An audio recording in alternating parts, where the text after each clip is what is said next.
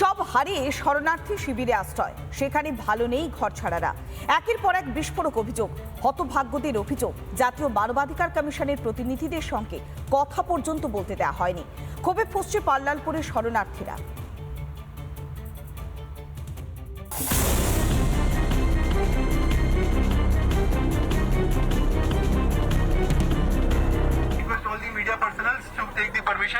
And then go inside, please. Thank you so much.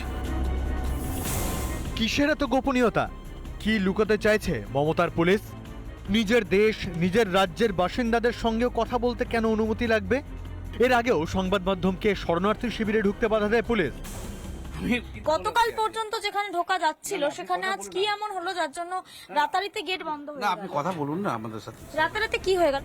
তারপর শুক্রবার শরণার্থী শিবিরের একেবারে পলিথিনের ব্যারিকেড। এই অংশ আজ ঘিরে দেওয়া হয়েছে ত্রিপল দিয়ে।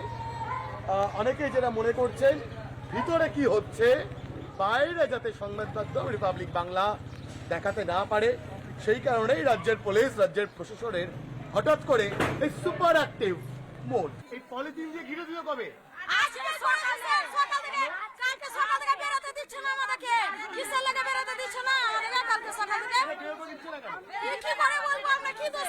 টাঙাতে বারণ করা হয়েছে, আমাদের কাউকে মানছে না, উনারা তাও পর্দা টাঙিয়ে দিল।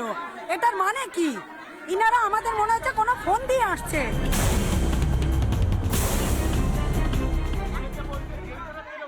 হ্যাঁ, এখন দুদিন ধরে যা পরিস্থিতি দেখছে তার জেলখানা থেকেও খারাপ।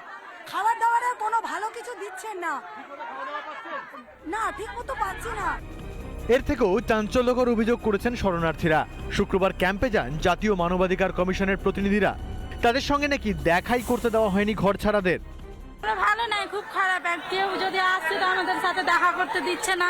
আমরা তো অসুবিধা পড়ে আছি, তার জন্য তো আমাদের সাথে দেখা করতে আসে। আমরা কি মার্ডার করেছি বলেন তো? হ্যাঁ তো মার্ডার করেছে, জেলখানা কত বড় গেছে? হ্যাঁ বাইরে তাক বাজে। আমরা তো জানতে চাই আর কতদিন মমতা এরকম বলেন তো? আর কতদিন এরকম করে রাখবেন আমাকে?